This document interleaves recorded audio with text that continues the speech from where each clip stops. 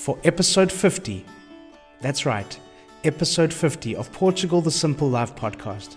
I'm joined by the legendary Rui Veloso.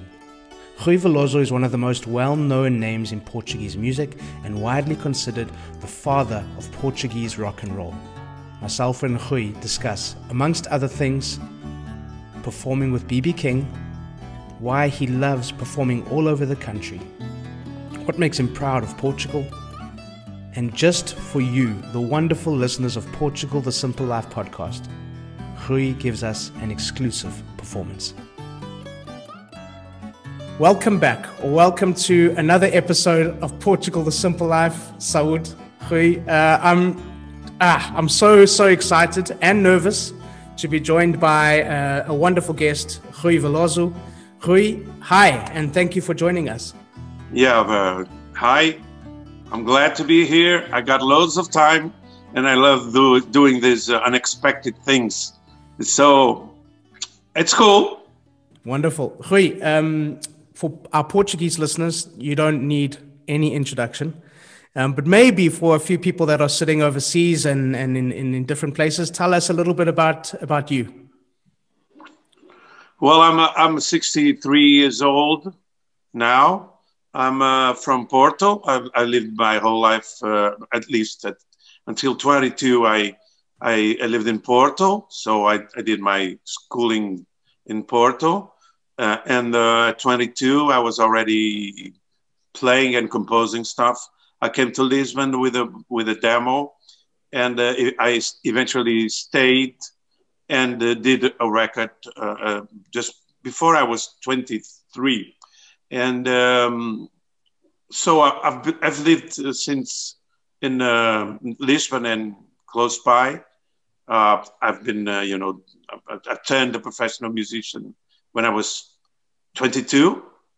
And now 40 years after, I'm still a professional.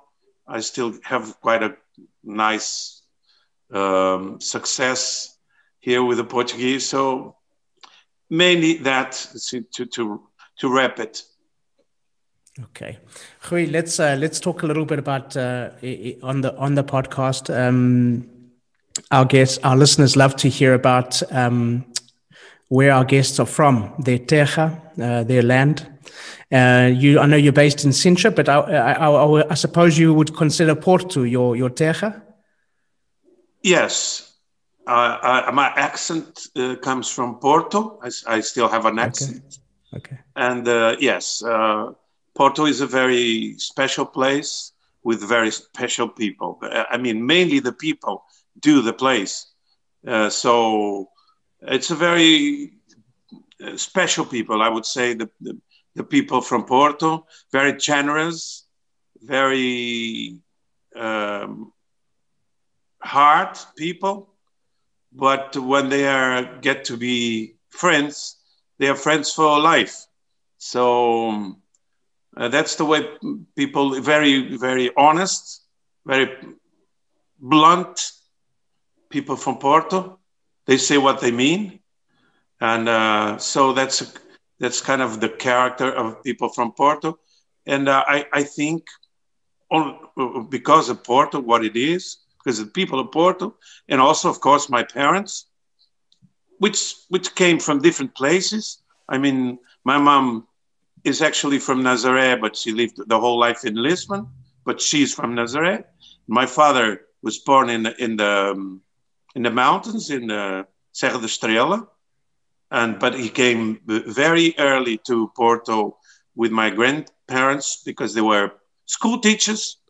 My grandfather and my grandmother, she taught the girls, and my grandfather was the boys, and so they were like how do you call the school? Escola primária here. It's primary school. Primary school. They were very important.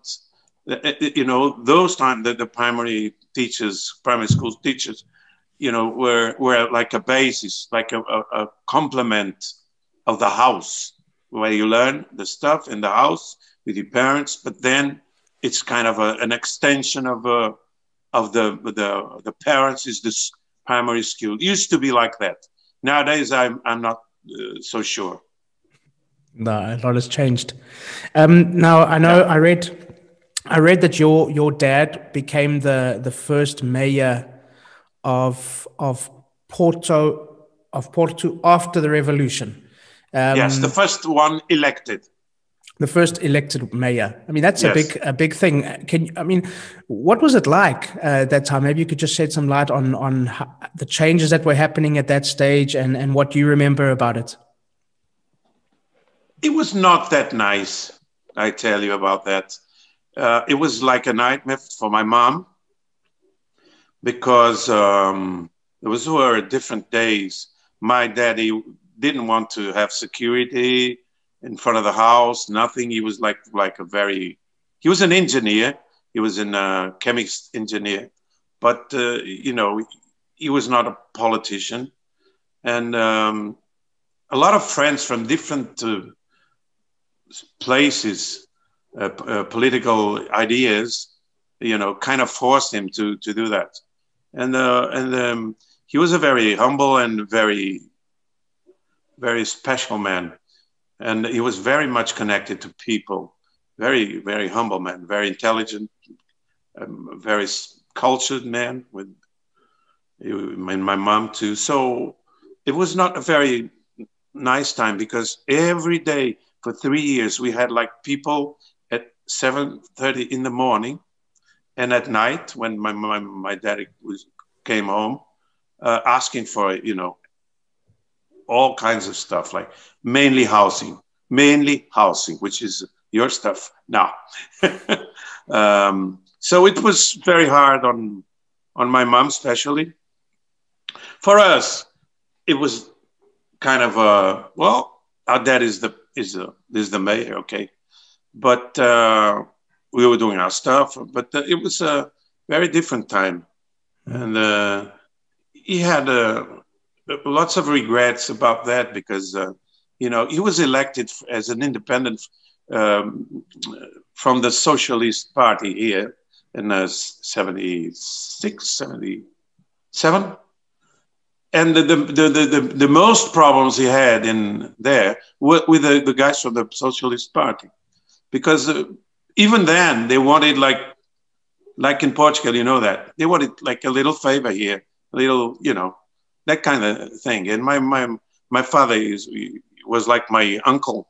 He was to be like a main military guy, and also in the North region. And uh, they used to treat people all the same. It's all the same. It doesn't matter which party it is. So it was not good for him, that, because he thought it was something was this way and it just went sideways, So, but I have no. So I don't miss it. Don't miss that time. No, that's just miss my dad. Yes. And do you miss Porto? Do you miss the town, the city, while you're in Sintra, and do you miss Porto at all? What do you miss about Porto? Porto is always inside me. I have this connection with the town that I always get messages. I just gave an interview in RTP, and I got a lot of messages from people from Porto. Part of the interview was in my high school, and so I'm always connected to the city, and I'm always connected because the city is mainly the people, and so I'm always connected to the people, and so I love my hometown. I love the people. I love the country. I love the Portuguese people because I play, as you know, I played in all the places in Portugal, but I love Portugal, but my town is always inside me. So I try to go often to see my mom and my family, my sister, my brother, my nephews, and all that. But, still always inside me. It's a great city. It's a great city. My wife and I were, it's a small one. It's like for most of Europe and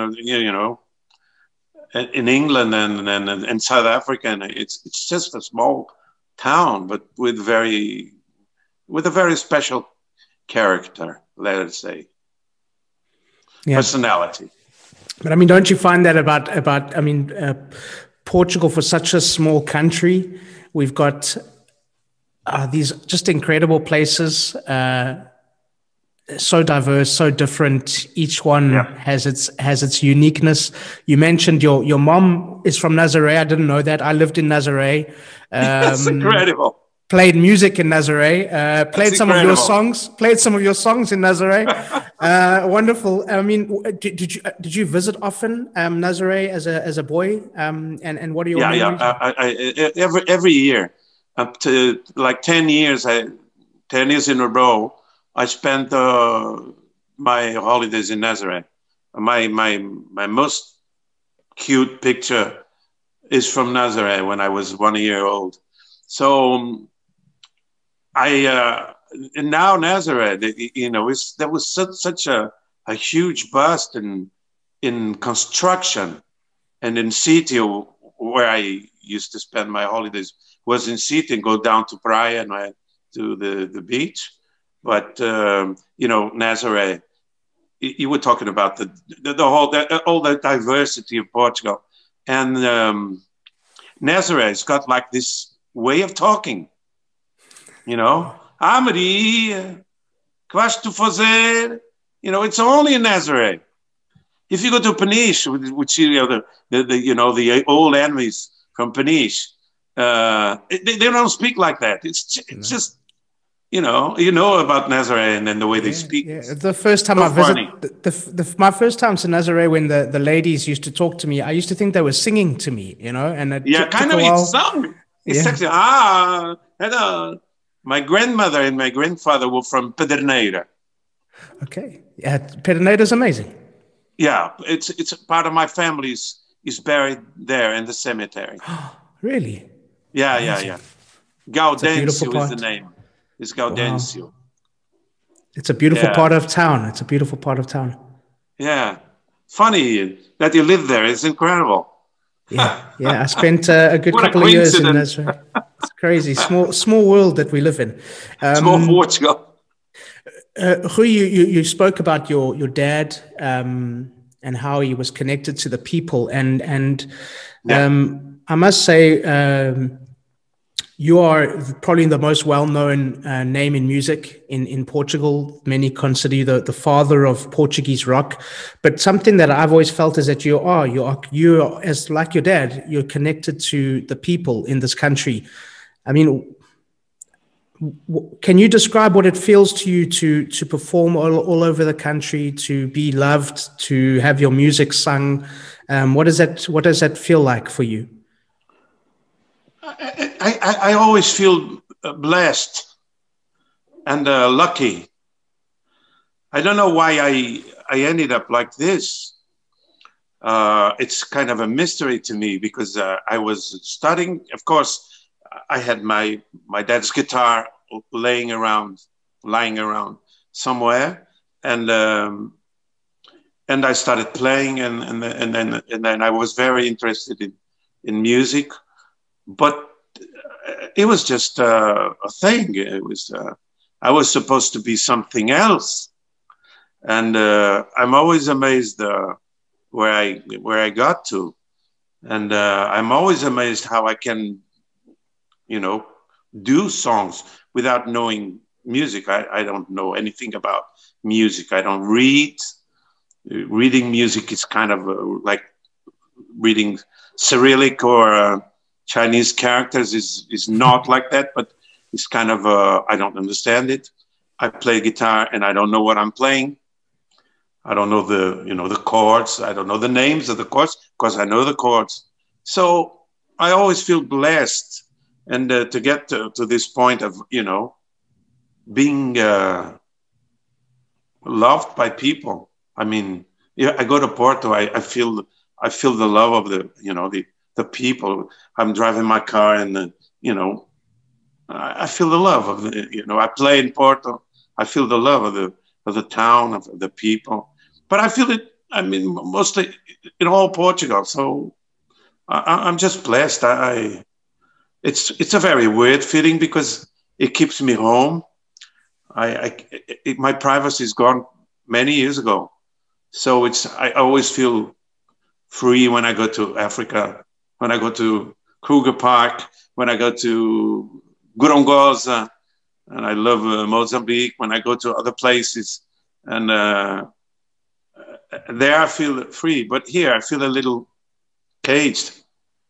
But because I feel caged, because I'm loved. And so it's better to feel caged because you're loved than feel caged because you're hated. Yeah, I would imagine so. I would imagine so. Rui, you've performed all over the country. Are there any particular places, venues, towns that you really, really enjoy playing? You know, Dylan, the gigs, they are always different. My gigs, I do improvise a lot in the gigs. I have some certain solos like Porto or La Lunar that I have I do the solos, but mostly I do the improvised solos. I improvise the singing. I don't sing the songs the same way.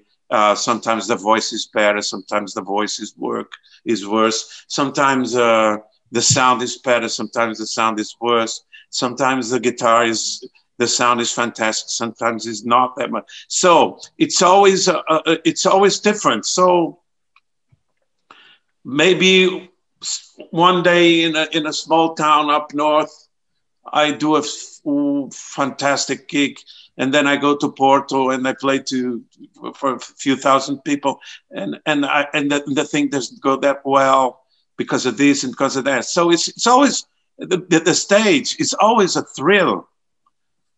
The thrill is not gone.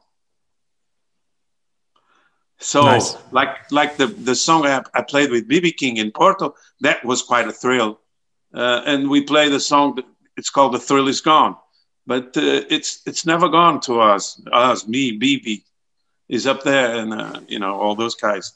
It's like the immortal place we have in this earth. It's like the immortal place is the stage.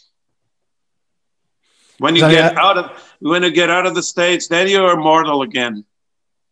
Yeah, it's true. I saw that I saw that you performed a few times with BB King. Our American listeners would be really excited to hear about that. What was that like? And tell us about your experience of performing with him and being around him. Yeah, I mean, who would expect that? I started being interested in the blues very, very young. Well, at 14 years old, 13 years old, probably.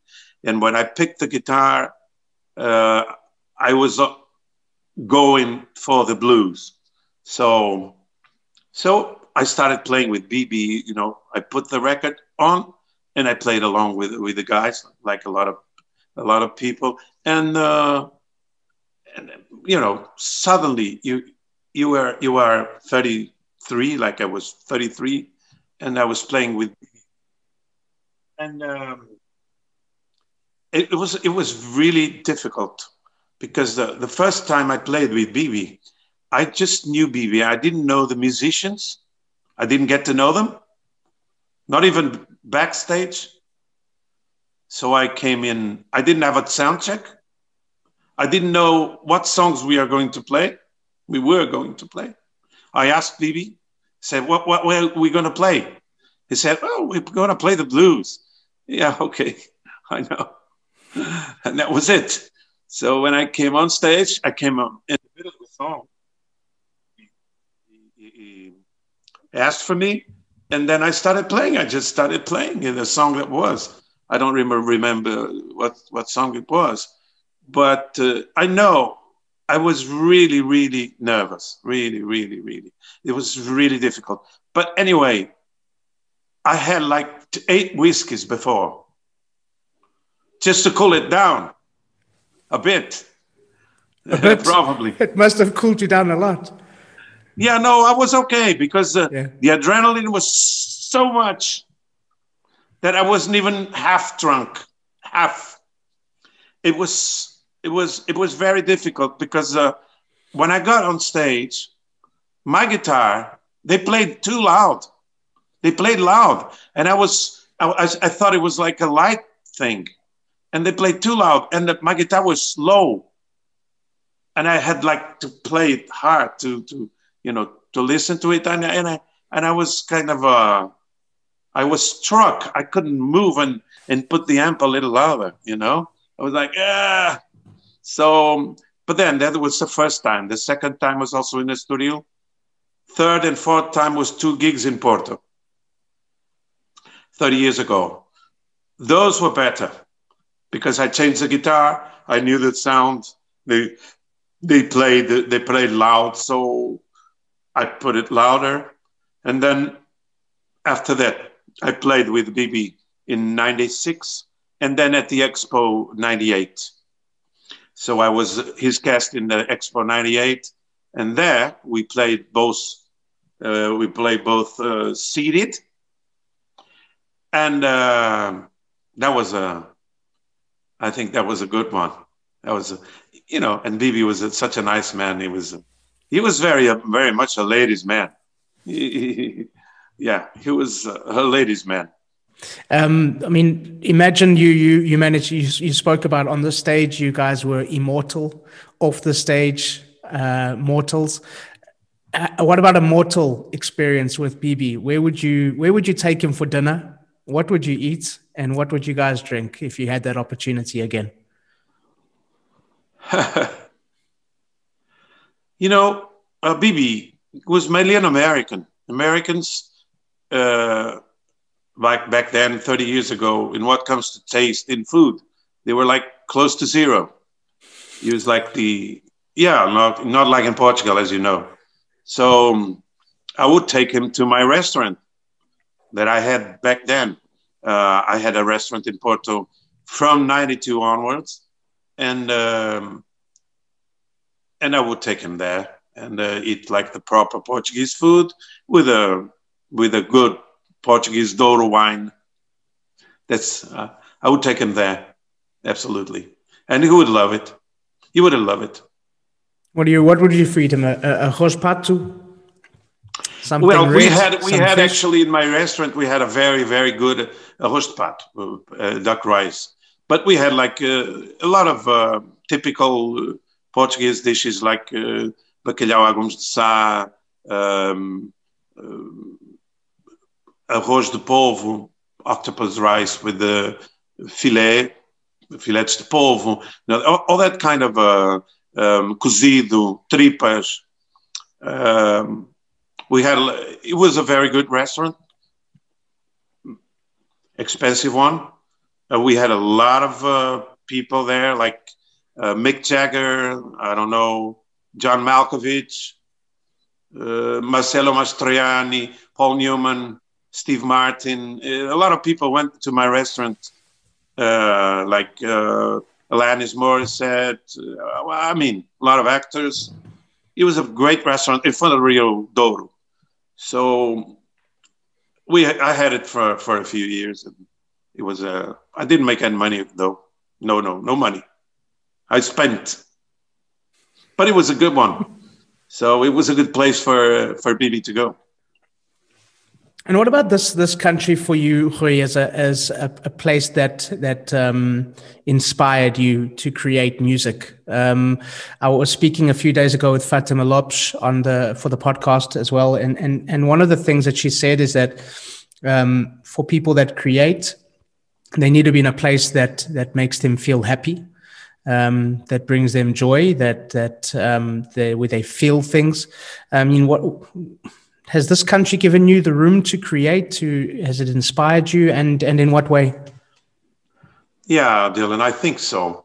This country is you kind of feel pretty free in this country. There's no censorship. It used to be now in the social media. There's a lot of censorship. There's a lot of stupid people, as you know. But still, is a very free country, and you're allowed to experiment. It still is a country when it's not a country, you're not allowed to be very good. It's very difficult to be very good in this country because there's a lot of envy. It's like, it's the Latin way of being, you know. Spain is the same, Italy is the same, and it's not easy. Still, we have access to a lot of things, and I've always learned with the best. So I put the CD on, I put the records on, and I always try to learn with the best. Some are here, but most of them come from the United States, from England, from many places that I learned from. So it's kind of a mix of this freedom that we feel here, like being in the wild almost here in Portugal, and then other places where I get my influences from. And it's a blend of that, you know, has allowed me to, you know, to compose and be influenced by many styles, and you know, all my music is filled with different styles. It's not just one style. It's not the blues. It's not rock and roll. It's not Brazilian. It's not jazz. It's a whole blend of Africa with American, Europe, and and sometimes even with Asian and stuff, because I always also listen to that kind of a Pakistanis, Indian, and even Chinese and Japanese stuff, and from wherever. Yeah, we like to blend in Portugal. It's something that I've noticed living here for the last 12 years. We see it. You're in a blender food. too.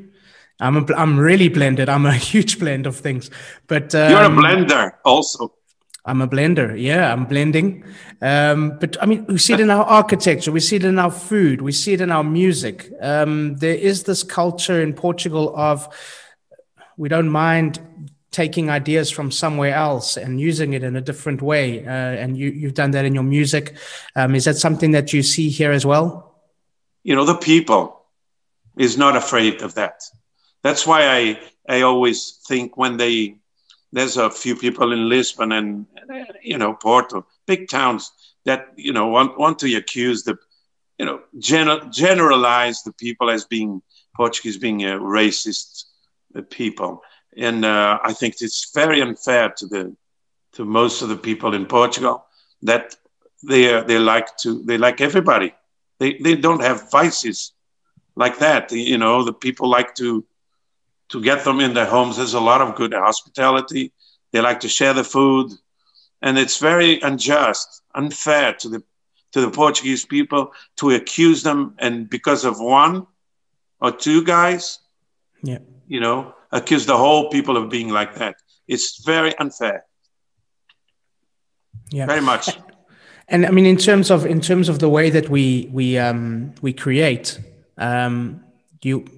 do you feel like we open to one of the things that I've noticed again in Portugal, and we've spoken it a few times about collaboration. I know you've collaborated a lot in your musical career. You've played with many different types of people. Many. I saw the other day, even on Instagram, I think it was, you performed online with a young lady. That was phenomenal.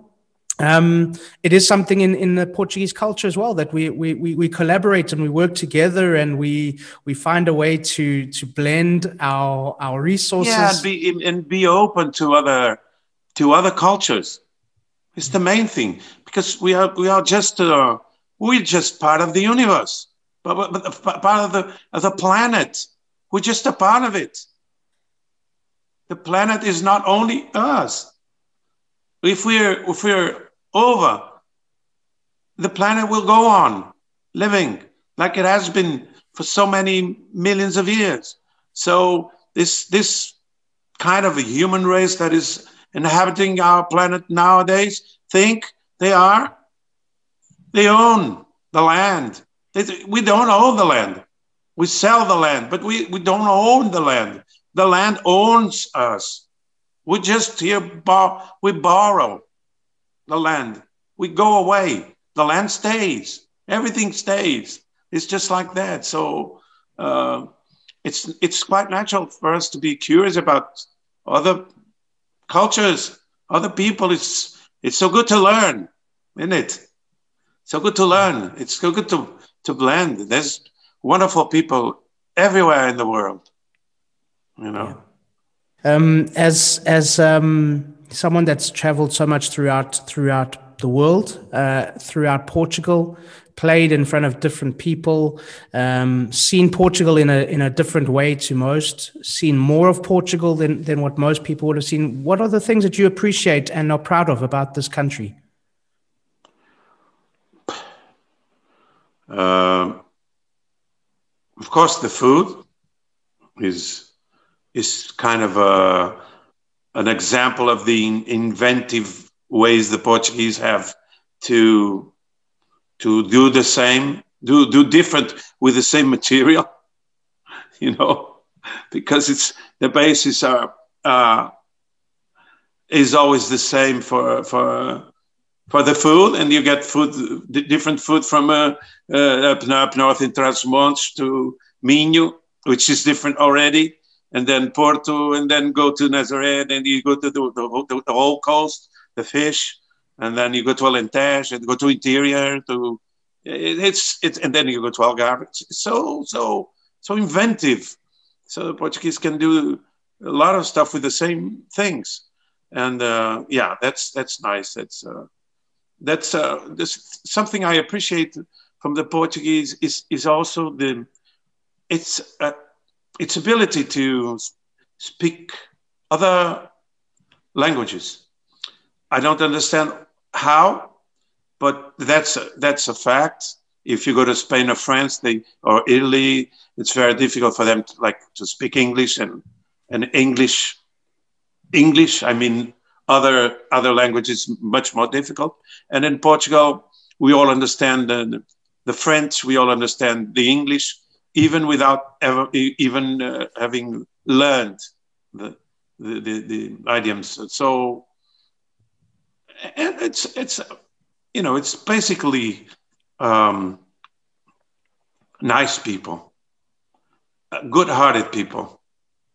I know it is. I know it is. We got some, bad people, but mainly the people is very, very friendly and very honest and very. There's a lot of plain, pure hospitality the Portuguese have with anybody. Like they're coming from Africa, coming from Arab countries. It doesn't matter. From England, it doesn't matter. I agree. Because you're half Portuguese by now. I love this place so much. I couldn't imagine living anywhere else, Rui. I couldn't imagine. But let me tell you about one of my. Say my name properly, Yeah, it took some time. I say it better than BB King. He called you Roy. Yeah, Roy. He didn't even know my second name, Veloso. No, it's just Roy. That's good. Where are you, Roy? Well, let me tell you about my first sort of connection to your music, and I'm going to follow it up with a question eventually.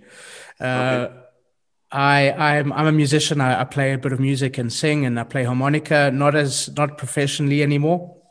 And I started playing in South Africa. Then I came to Portugal, moved to Portugal, and I started performing in local bars. Nazareth was one of the places that I used to perform a lot. And people started saying to me, "You need to learn some Portuguese songs." And the first music that I got exposed to was yours. And one of the first Portuguese songs that I fell in love with was Anel de Rubi. Yeah. Love that song. Still love that song. Was playing it very before. Simple song. Just it's beautiful. It's funny because all the women love that song. I mean, all the women. I mean, all in Portugal, in Angola, in Mozambique, in Cabo Verde. All the Portuguese ex-colonies. The Portuguese-speaking countries. They love that song. They call it Anel de Rubi. It's called Paixão Segundo na Nicolau da Viola. And it's actually a love song that ended bad. It has a bad ending. He takes us, he pawns the ring to buy the tickets for the gig. They go to the gig, and she lives in the middle of the concert because she hated the music.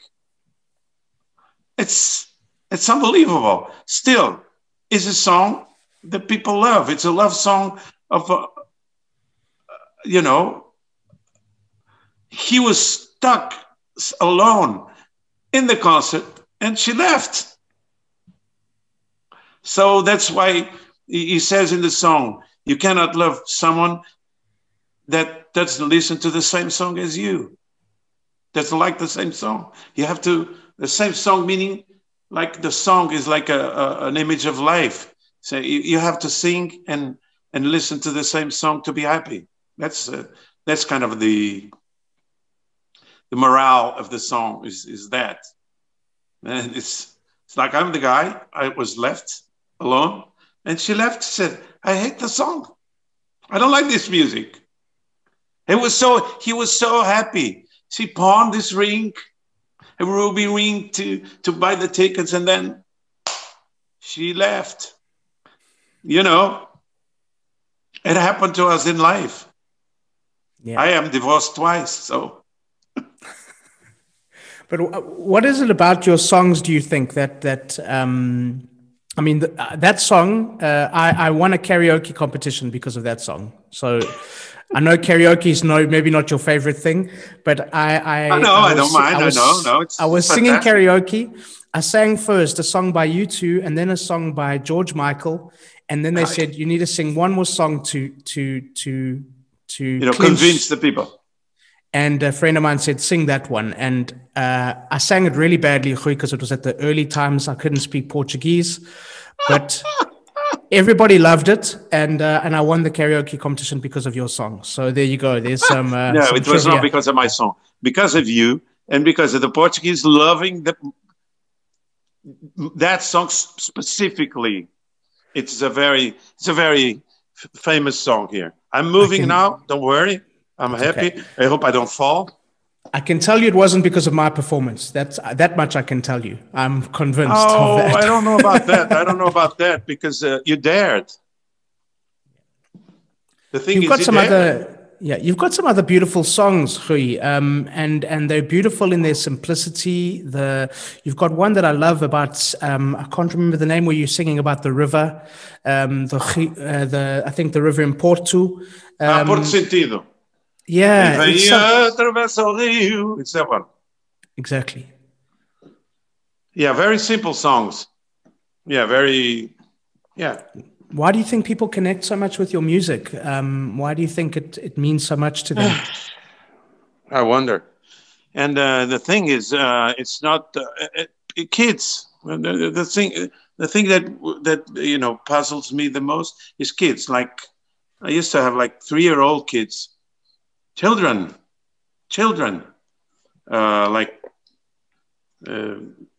You used to, No Há Estrelas no Céu.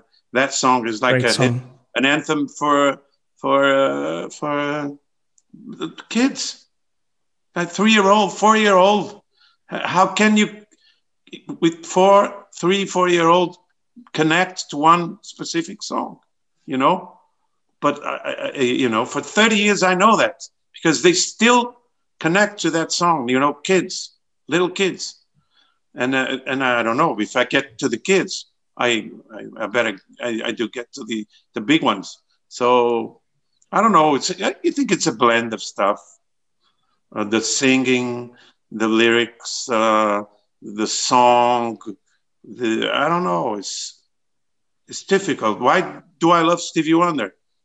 I love him. I don't know. It's just the way it is. He made me cry a lot of times. Stevie and a lot of more people, so. It gets you. It goes straight to the heart. Yeah. Your music goes to people's hearts, straight to the heart. It's wonderful. I guess it comes from the, I don't know, the blues. I think it's very important. The blues, they are always in my music, even in Porto Sentido. If you hear the Porto Sentido, it's just one guitar, and then you get a little solo electric guitar on the back in the middle of the song, and you get like a bluesy solo, guitar solo, and it's just a naked song. It's just one guitar and then another guitar, solo guitar, and just a little bit of a snare rim shot and that's it, and vocal, and it's so simple but the blues is always there. I think the blues is a song that comes from the heart, the soul, whatever. And I think it's been very important for me during my life, having been able to get into the blues and playing them, because it's a very free music. We improvise a lot, the blues is, a lot of soloing stuff. The singing is never the same. So you can go this way, go that way. It's very, very free. So probably also that. You picked up the harmonica when you were 6 years old. My baby, my boy, he's already started playing the harmonica. He's 2. I know that there's something that you hate, and hate is a strong word, but I know that there's something that you hate, and you hate these reality TV shows, these The Voice and Idols and this kind of thing. But I'm going to ask you if you could judge my boy's performance on his harmonica just for a second. I'm going to play it for you and tell me what you think. Okay, here we go. There's Benjamin. He's 2 years old. 2? Yeah, here you go.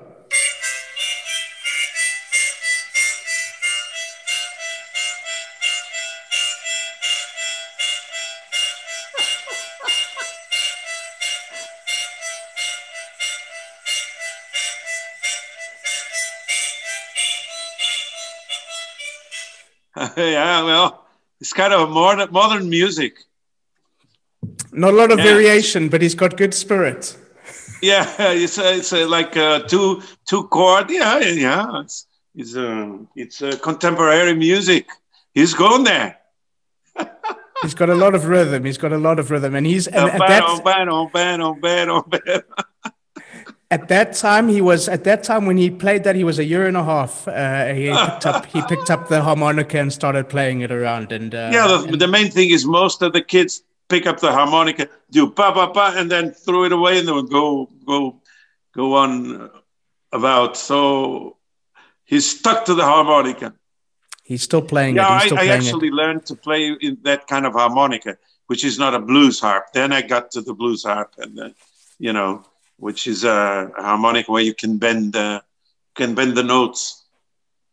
But I started with this kind of harmonica that my daddy used to have home, because he used to play the guitar, and he played in a tango band from the guys from a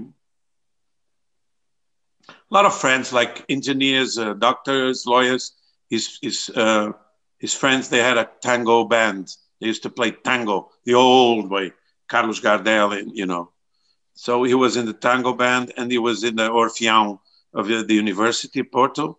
So he's quite a character. My dad would go to my grandfather's upright piano and then start playing a song. He invented stuff. And so just like me, and I got to get to the piano, I go and I just make up stuff, Yeah, amazing. Do you want to play for our international listeners? Do you want to play us a line or two of one of those songs we spoke about? Have you got a moment? Sure. So can you listen to this? Yep, sounds good. Okay, just a little bit, eh? Just a little bit. Go for it. Quem vai atravessa o rio junto à Serra do Pilar, vê velho casario. This is about Porto, right? se estende até ao mar. Quem te vê ao vir da ponte, as cascatas de São Joanina, dirigida sobre o monte, no meio da neblina, uruelas e calçadas, da ribeira até à foz,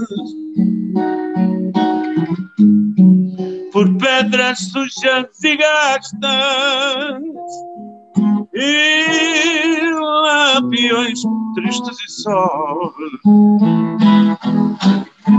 Esse teu ar grave e sério no rosto de Cataria,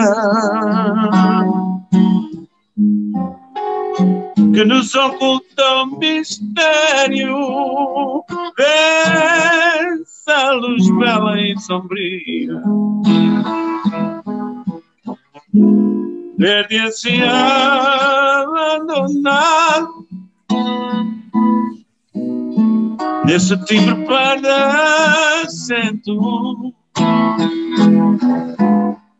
nesse teu jeito fechado, de quem morre o sentimento, e é sempre a abrir para ver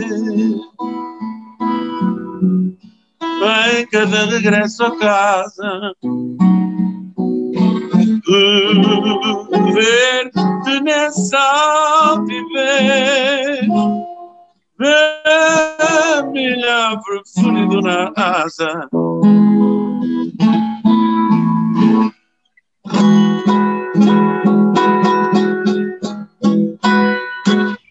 Yeah. So this song. Okay. Yes, tell me. This song in 1990, when I played the Porto Coliseum, Coliseo, with Bibi, there was this. I told Bibi, we are going to sing a song for you. So the Coliseum had about 3,000 people. It was 2 nights in a row, and completely sold out. I mean, 3,000 people inside the Coliseum. And it was a Sunday and a Monday. 30 years ago in Porto, no one used to go out on Sundays, not least Mondays. Now, it used to be like Friday and Saturday, but Sunday used to be like everybody home, and Monday was the, working day. No way. But still, Bibi's show was sold out. And I told Bibi, we are going to sing a song for you. Oh, okay. So I start, in the middle of the show was this place. I start with my electric guitar singing. And the whole place sings the song, They all know the song. So when it comes to the chorus, it's like, wow! And Bibi was like, and the musicians are like, oh, what is happening here, And then Bibi tried to do a solo. Still, this is not a blues. It's kind of like a blues influence, but it's not a blues. It's kind of like different chords and several chords. And Bibi was like, it was hard for him to solo, so we missed a few notes. And but it was beautiful. It's on tape. And he came at the end. He said, hey, Rui, I'm sorry. I missed them. I said, oh, you're the master, man. You can do whatever you want. You can even miss notes because we don't care. And it's funny that, Bibi, the master, came and apologized to me for, missing some notes, which is not, still I hear it. I know the notes are wrong, but it feels right to me when I listen to, and I see, because it's videotaped. Well, I need to thank you because in 12 years I've never managed to be able to see you perform live. So finally, Not even now. He was a Zoom. I'll take it. Until I can see you perform live. I'm happy. Next time you go to Porto. With pleasure. And you're invited to come and have lunch with me sometime in Nazareth. And we'll go and have a good Nazareth. In Nazareth, I invite you. I got Nazareth in blood here, in your blood. Beautiful. My mom was born in Sitio. Yeah. In the hospital up there. In the hospital in Sitio. Yeah. She was I love Sitio. I love Sitio. It's beautiful. Of course. It's incredible. I remember Praia do Norte, with Gareth and all the surfers. It was like forbidden to go there. It was like really dangerous place. My mom said, never go to Praia do Norte. We go and walk around, but never go into the water because you're going to die. It's really dangerous. Now, figure out, it's like one of the most famous places in the world. It's crazy how things change. Yeah. Rui, how can people follow you online and what have you got coming up in the future that you're excited to share with us?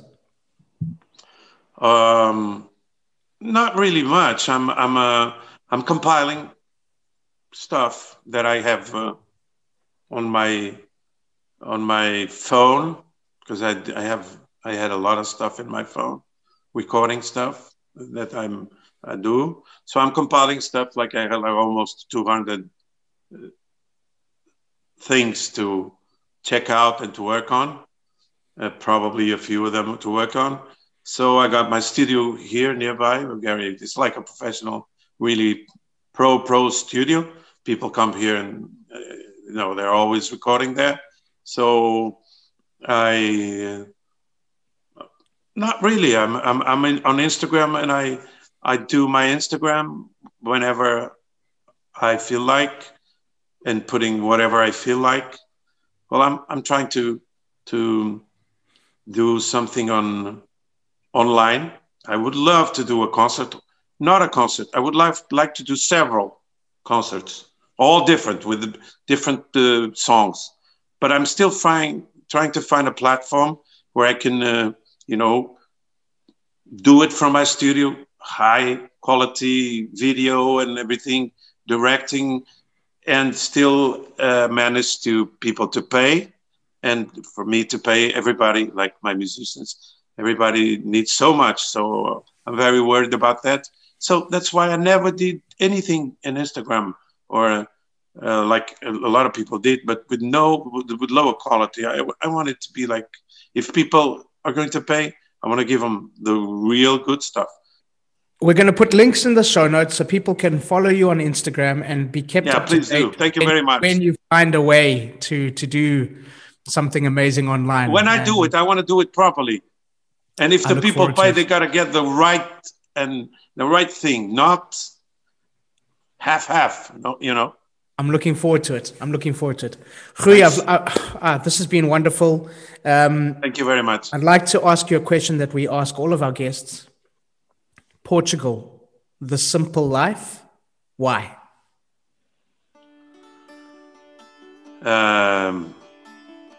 Don't tell many people about that. Otherwise, we are going to be invaded. We don't want that. We want to keep the simple life. The simple life. It's a wrap. So thank you once again to Rui, and thank you to all of you for listening. Please subscribe, share with your friends, give us a thumbs up, and please leave a comment or a review. We'd love to hear from you. And as we say in Portugal, abraço. Welcome to the simple life.